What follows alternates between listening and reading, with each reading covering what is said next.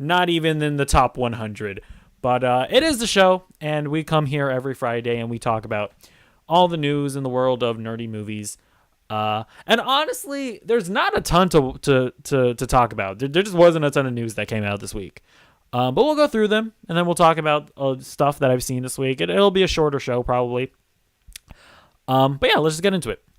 So first up, apparently, Batman and Cyborg were cut from the finale of Peacemaker. Oh yeah, also spoilers, I guess, for the finale of Peacemaker. Honestly, it's not a massive spoiler. It's not like Peacemaker, the Peacemaker finale played, or I should say, it's not as if they even played a massive role in the finale. So my apologies if this is a spoiler, but it was all over Twitter anyway, so whatever. So yeah, this is a tweet that the stand-in for Batman in the Peacemaker finale, he posted this on Twitter. It says, "After that epic hashtag Peacemaker finale, I can finally post this. Sadly, I and Cyborg were cut from the final edit.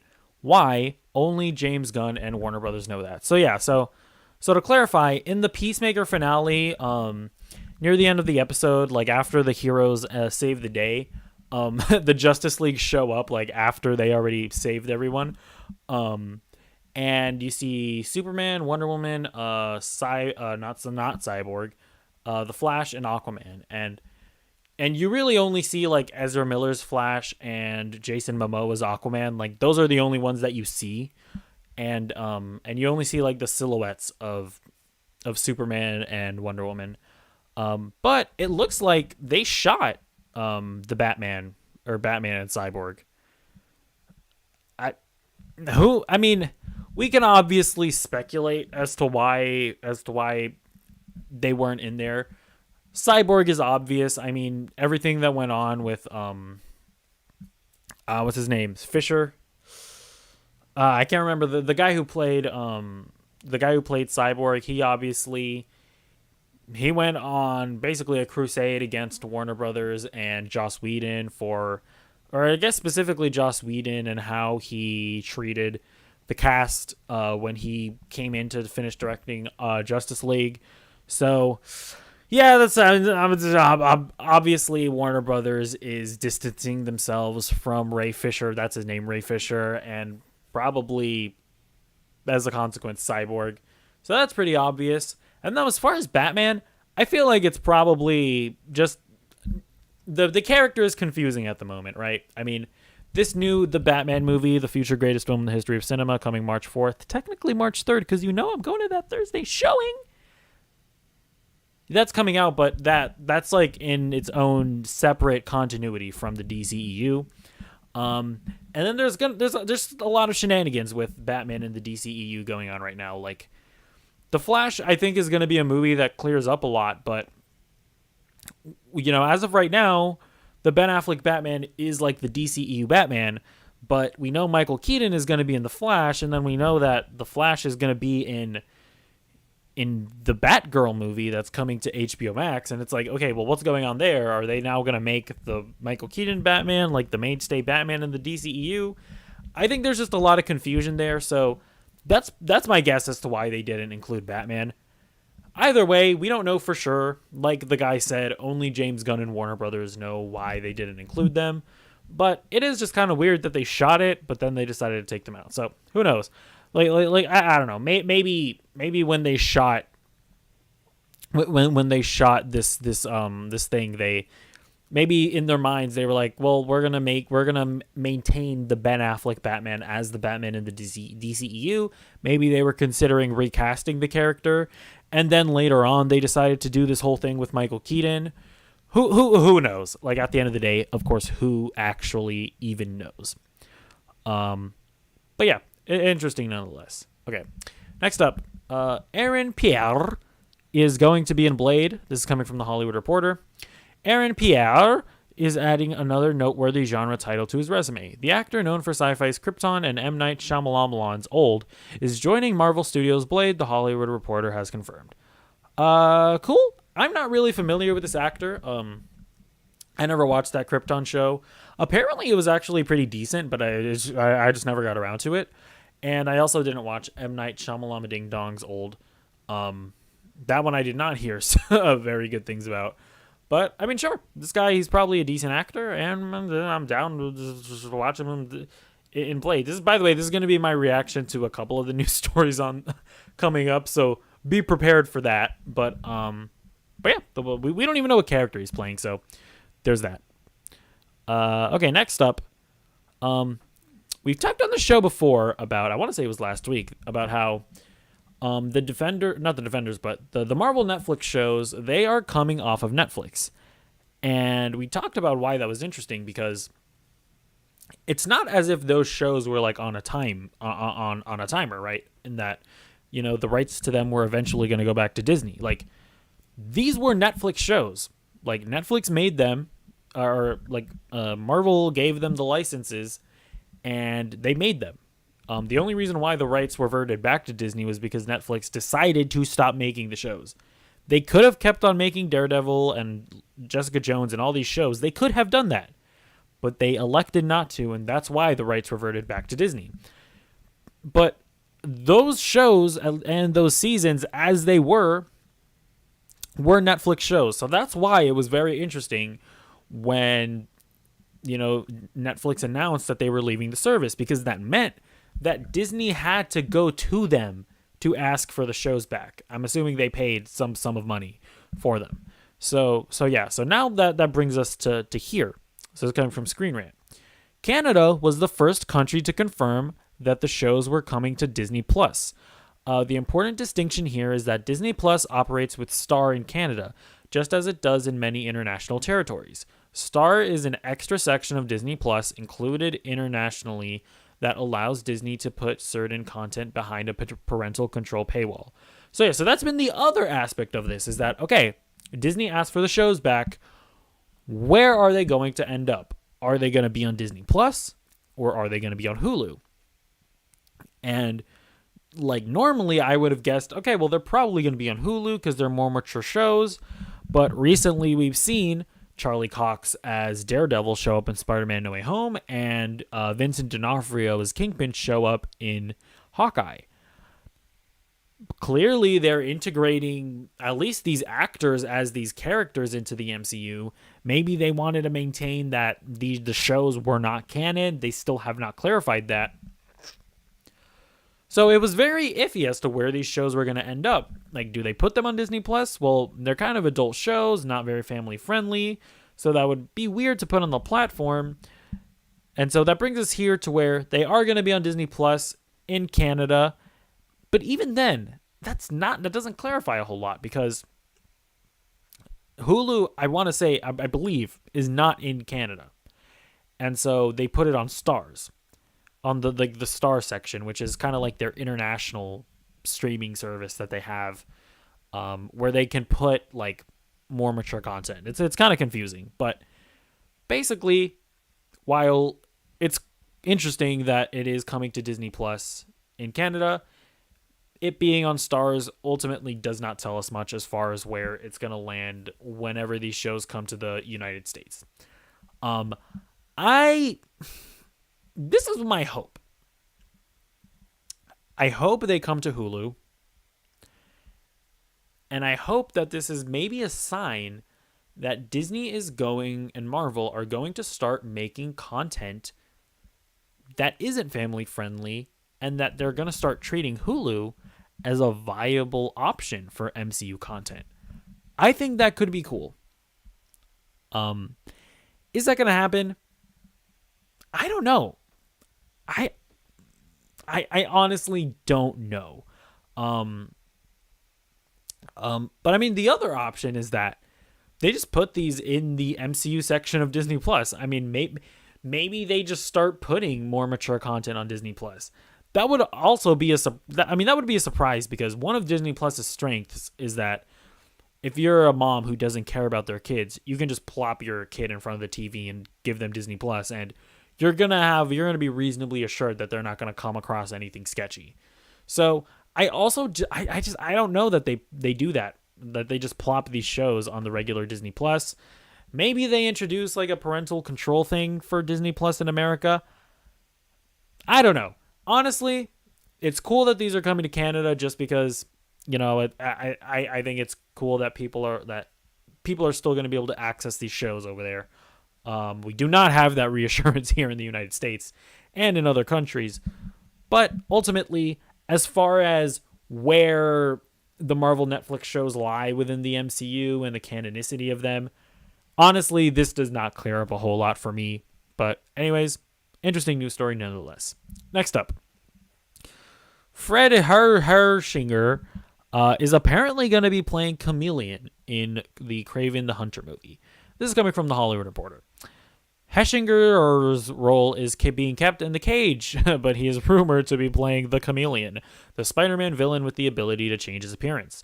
The character first debuted all the way back in 1963's The Amazing Spider-Man #1.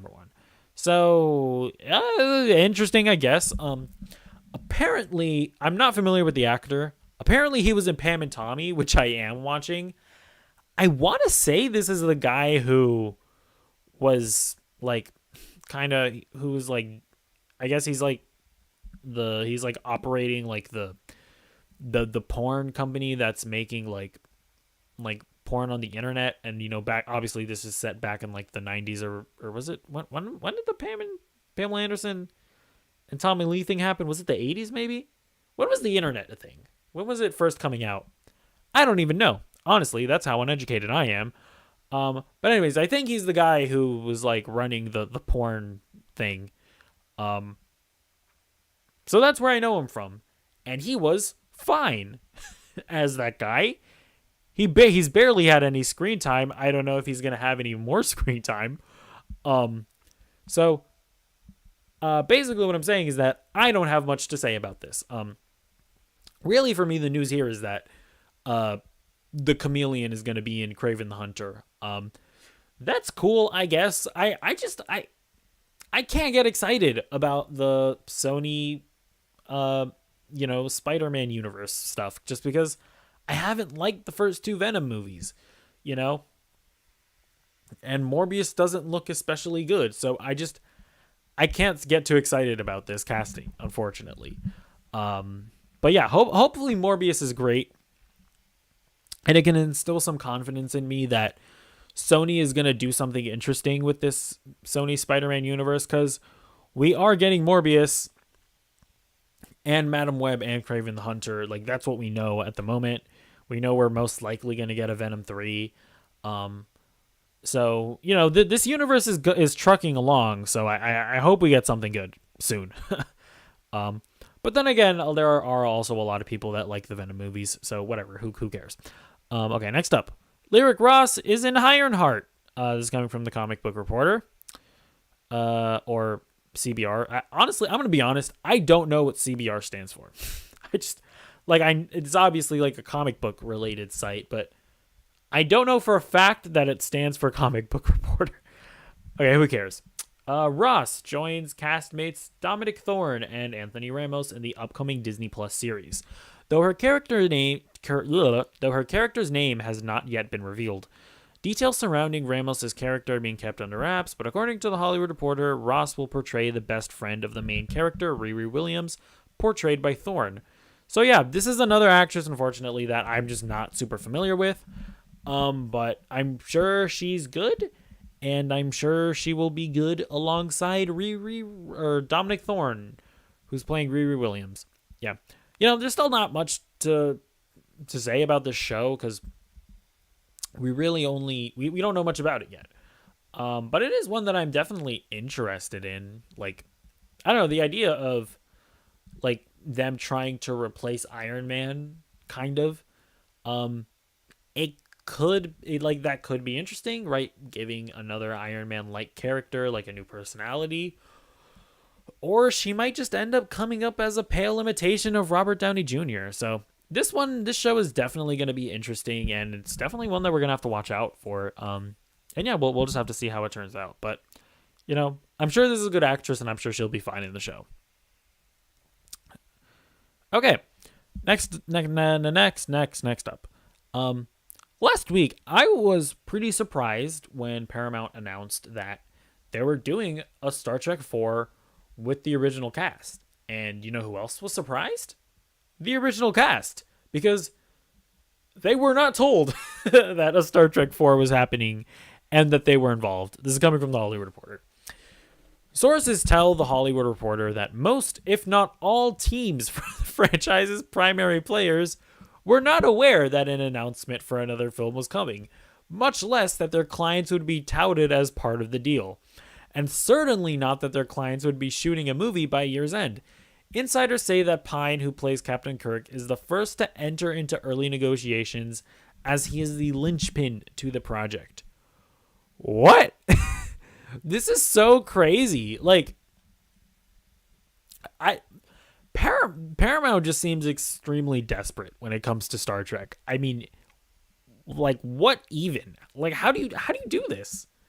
Like, there's a lot of things in the industry that's happened in the past year where I'm just like, how do you do this? Like, you know, whether it be Disney moving Black Widow onto Disney Plus without getting their ducks in a row as far as their contractual agreements with Scarlett Johansson. Warner Media doing the whole, all our movies are coming to HBO Max day and date thing without getting, you know, their contractual agreements in order. And then now this, where like Paramount is like, you know, talking to their investors, like, we're doing another Star Trek movie with the original cast. Oh, have we consulted the original cast? No. like how do you have the gall to do something like this? I don't know. It's pretty wild, but I mean, it's just I don't even know if this movie is going to happen at this point, because the main reason why it didn't happen beforehand was because the first 3 movies just simply did not make enough money, and Paramount decided that they needed to cut back on the budget for a 4th one. And so they went to the cast and they were like, hey, do you think we could cut your paycheck a bit so that we can have a more reasonable budget for the movie? And the actors were like, nope, you cannot do that. And so that's why the movie just didn't happen. And I mean, it's fair enough on them, right? Like why? Like they don't have any obligation to take a paycheck or to get paid less. And so like I'm just like, now Paramount has lost all of their negotiation abilities, because now more than ever the cast can be like, oh really, so you went and did that, well, guess what, now we're not just going to get paid our regular rate, you're probably going to have to pay us more. So I have at this point I have no idea if this movie even is going to actually happen. Like, I wonder, like, I guess Paramount just did this announcement to raise their stock or whatever, because they were talking to investors. Bizarre move on their part. I don't know. Studios be crazy. You know what I'm saying? But yeah, just crazy. Next story. Uncharted is a franchise officially, kind of, question mark. This is coming from Screen Rant. Rothman, you know, he's I think he's like the president of Sony Pictures. He sent a memo company-wide. He sent a company-wide memo after Uncharted earned an impressive score at the box office, both domestically and internationally.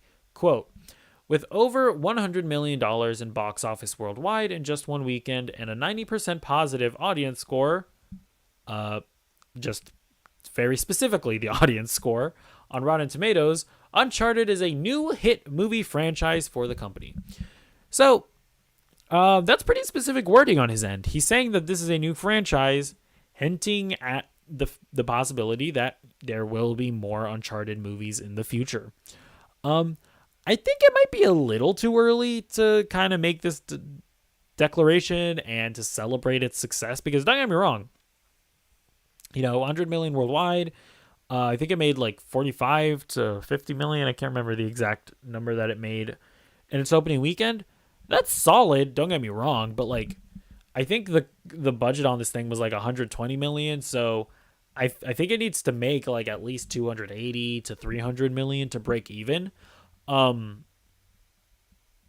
So I think it probably will make that money and, potentially more. But it's just a little too early to celebrate like this, I feel like, because the movie hasn't even broken even yet. You know what I'm saying? But yeah, we'll see.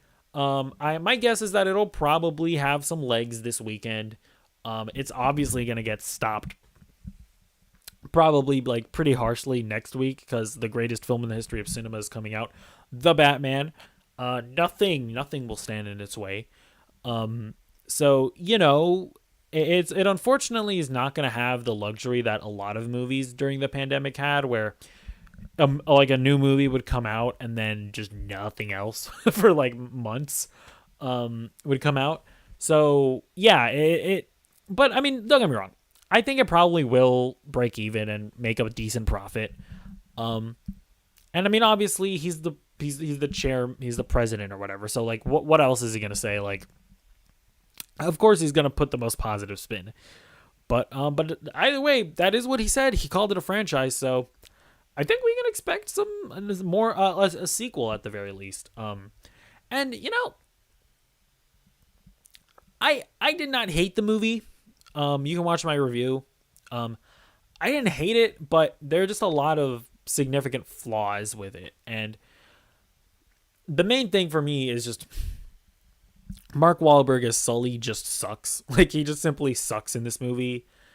It's like he's just nothing like Sully from the game. And not that I need a character, not that I need a movie adaptation to be exactly like the game, but I think that you should at least capture the spirit of the game. And if you're going to play a character, you should capture the spirit of the character. And Mark Wahlberg was nothing like Sully, but even putting that aside, he just did not have any chemistry with Tom Holland. And when those are your leads, they are a pair. And if that chemistry doesn't work, like, your movie just kind of falls flat. But even still, I do think that that's something that could be, smoothed over in a sequel. And even with this first one, I thought the action was quite good. I think Tom Holland is a good Nathan Drake. I definitely disagree with, at least Twitter, at the very least. Obviously, the movie has a 90% audience score, so that's obviously the general audience is like this movie. But I will disagree with a lot of people on Twitter at the very least. That I do think that Tom Holland is a good Nathan Drake. I thought he was a good Nathan Drake that was younger and going on his first adventure, learning the ropes. And yeah, I could see a sequel improving on what this movie did. So yeah. Let me know what you think. Are you excited for a new Uncharted movie? Are you surprised at its success? And I have a little fun question. What do you think PlayStation Studios should do next? Like, should they go straight into God of War? Should they maybe do something like a Horizon? I know my camera. My camera. Why does it do this like every week? It's annoying. I really need to figure out what's going on with that. Who cares? Nobody likes my face anyways. But yeah, I think they're doing Ghost of Tsushima, I know. Obviously they're doing The Last of Us on HBO. So yeah, what do you think they should do next? But either way, let's move on to our next story. Hey, look, there I am. The Batman is going to be rated R in the UK. It's not like technically rated R. It's like 15. I think their rating is like 15 something. I forget what it's called. But yeah, this is very interesting. It's coming from HITC. In the US, The Batman has been giving a PG-13 rating by the MPA Motion Picture Association, whereas it has received a 15 certificate by the BBFC, British Board of Film Classification in the UK. So, from what I understand, this is the R rate. This is an R rating equivalent in the UK. And That's very interesting. After the trailers came out, a lot of people were kind of wondering, like, "Ooh, is this movie gonna be rated R?" Ooh, um, and I saw some disappointment when it turned out to be PG-13, even though every Batman movie has been PG-13 so far. I don't think anybody was complaining that like The Dark Knight was too tame. So I've never been like super. Ooh, I need this movie to be rated R or anything like that. But I would definitely be intrigued by the idea of an R-rated Batman movie. Like, we see like the Riddler is going to be a serial killer. I guess it would be cool if his murders were as disturbing as the murders in Seven, for example. But on the whole, I don't really see any need for a Batman movie to be rated R. That being said, the Brit Bongers, they disagree with the United States, and they believe that this movie deserves a mature rating. So, honestly, that only excites me. Just because clearly this is a movie that, even though like the American Ratings Association deemed it PG-13, it's probably a movie that pushes the boundaries of PG-13. And I mean, just judging by the trailers, obviously there is a grit to this movie. There is an intensity in the violence, and like, even though we don't see like blood splatter, like Batman beating down on that thug in the first trailer, it was disturbing. It was tense. So yeah, we'll see what happens here.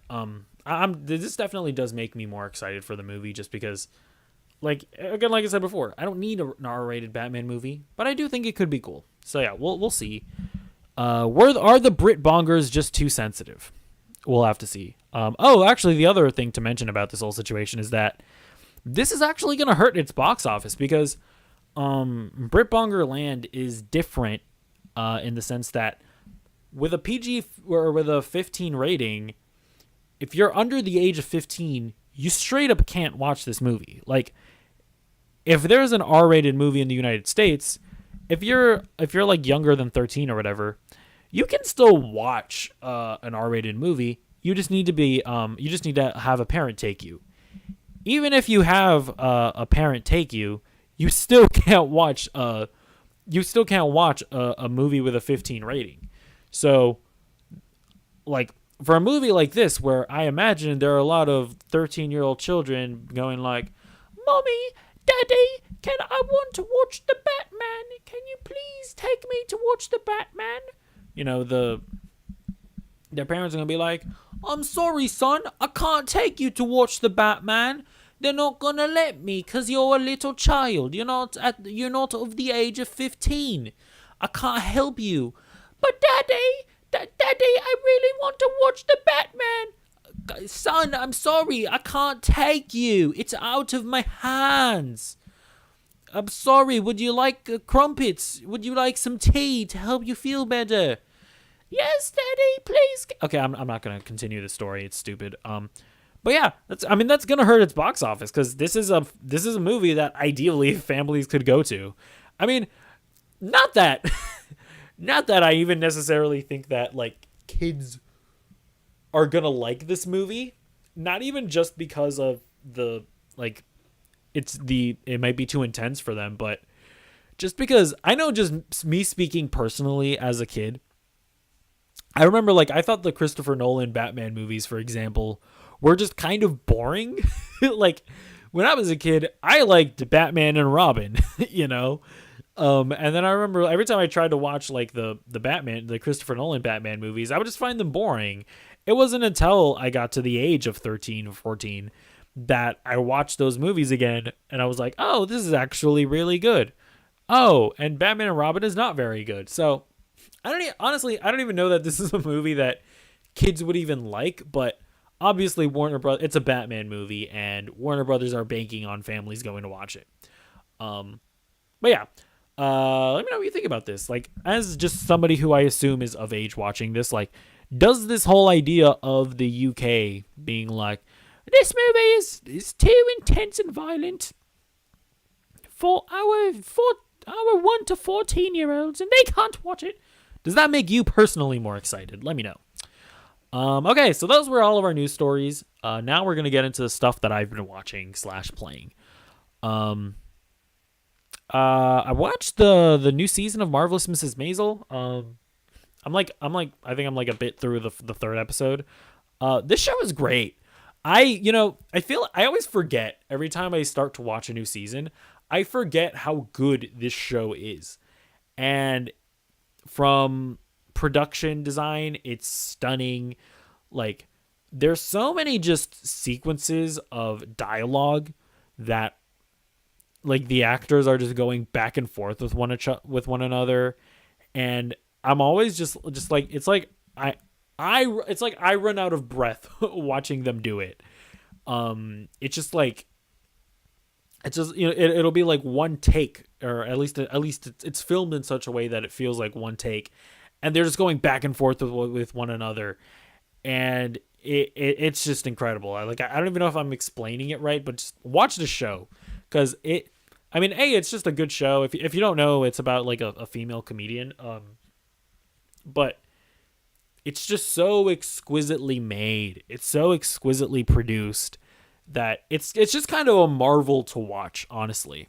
And yeah, it's on Amazon Prime. It's a great show, and this new season is really good so far. Next up, I'm still watching Naomi. If you're new to the show, I decided to get back into the CWDC shows. And so I'm not going to go back and watch like the stuff that I dropped off, like Legends of Tomorrow and The Flash and Arrow and all that stuff.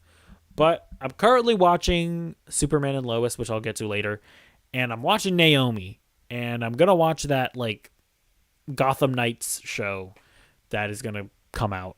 I'm doing that. Okay. Naomi, I continue to enjoy it fine enough.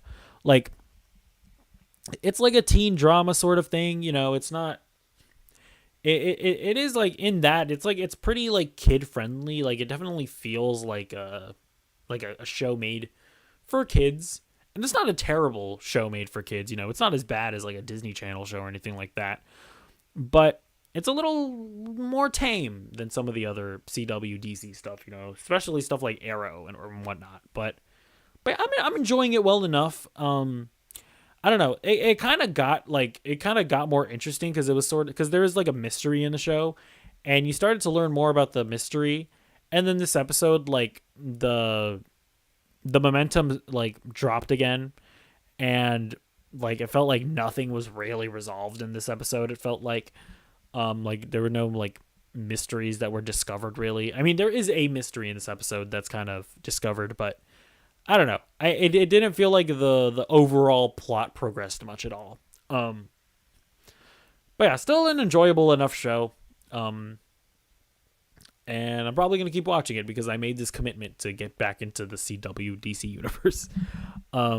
Next up, I'm also watching Pam and Tommy. I continue to think this show is really good. Lily James as Pamela Anderson is still just incredible. Like, like I'm still just amazed at how they're able to turn Lily James into Pamela Anderson. Sebastian Stan is still great as Tommy Lee. And it's still just a really interesting look at an event that I personally didn't know much about. Like I honestly, like I'm a baby boy. I didn't even know that, like I knew of this sex tape, but I didn't know that it was like stolen, And yeah, the story so far is just really intriguing. And it's a show. It provides like context of all parties involved. Like, you understand why the guy who stole the sex tape stole the sex tape. You understand Pam and Tommy's relationship, and you do kind of relate to them. And as well as the guy who stole the sex tape. So I do like just how complex the show is, and how it's not like one-sided, right? It's not trying to paint anybody here as like a complete monster. I do appreciate that. And, I also like the more in-depth look at Pamela Anderson as just a person and as this sort of sex symbol, right? That she always was. And I like what they're doing with her, especially kind of like showing what she wanted to be viewed as you know. I guess I don't want to spoil the show too much, but you know, they do a lot in the show to, I guess, kind of like portray these celebrities as real people, and I do think that that's probably its strongest appeal so far. And yeah, it's a good show. I definitely recommend watching it. Next up, I also watched Superman and Lois. This show continues to be pretty good. This past episode that I watched, it's definitely one where there have been a lot of like threads about around the show that's kind of been going off in different directions, and I like that in this past episode it felt like they all kind of like came together, and it's like, okay, now I get like the general place that this show is going. And I'm enjoying season 2, but I don't know, it's not as strong as season 1, I feel like. And I feel like part of it is just because they set up what this show is, they set up what this Superman is, and in season 1, the whole idea of like, oh, I'm Superman and I'm figuring out how to be a dad, blah, blah, blah. Like that was really fresh in season 1. And now we're in season 2, and it does kind of feel like more of that. And it's still good. It's just not as fresh as season 1. And it's not as easy for me to be like, well, yeah, man, the Superman and Lois show, it's really cool and fresh, and like you got to check it out. Now it's like, yeah, I mean, it's good. Like it's more of season 1. And I don't know, that's just kind of overall how I've been feeling about it.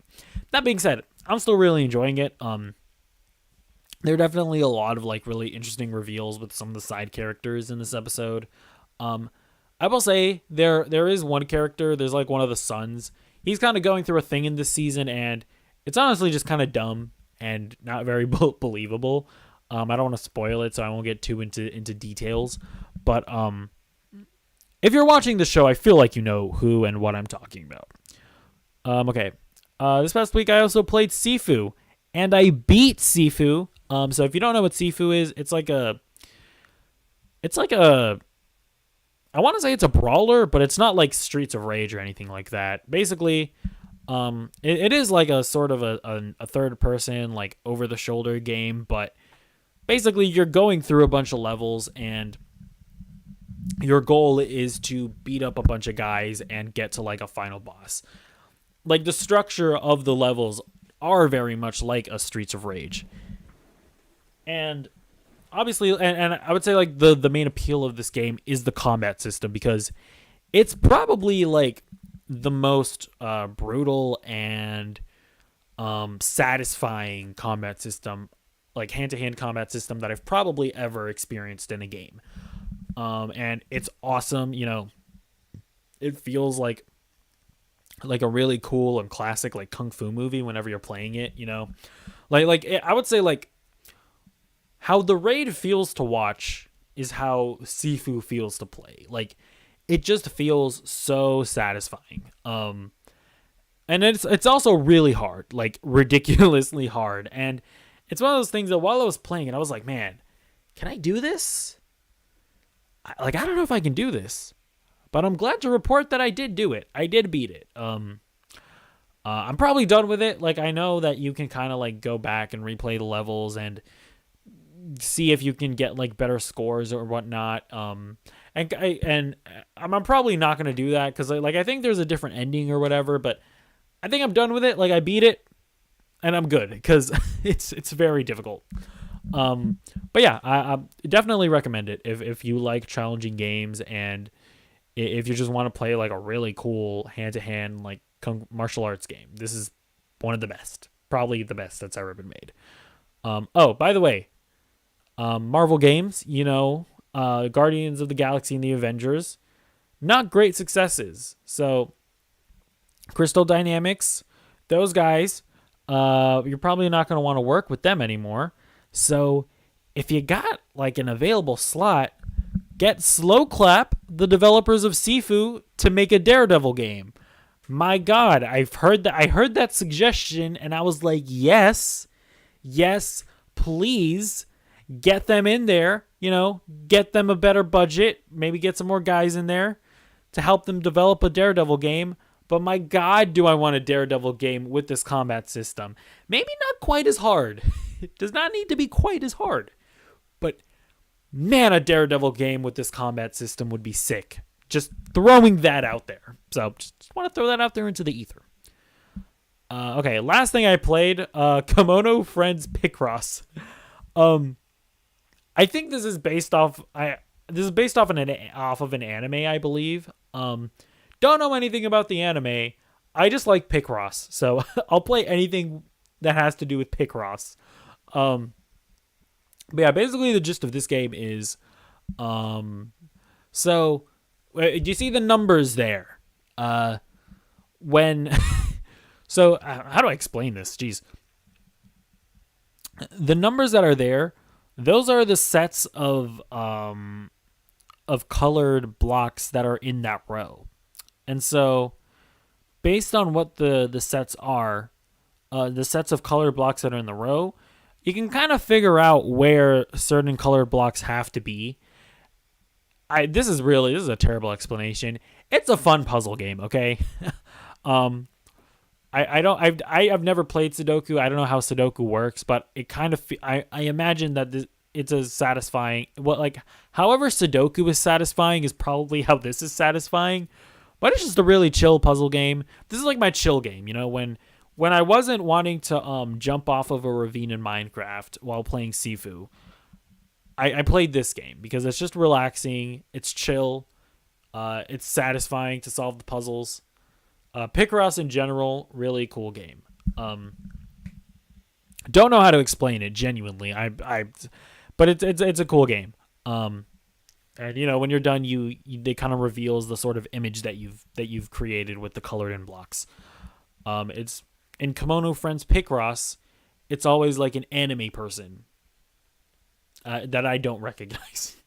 But yeah, that's gonna be it for Nerdy New Movie News Roundup. Bit of a shorter show. Honestly, not really. I went on for like 40 minutes. Jesus.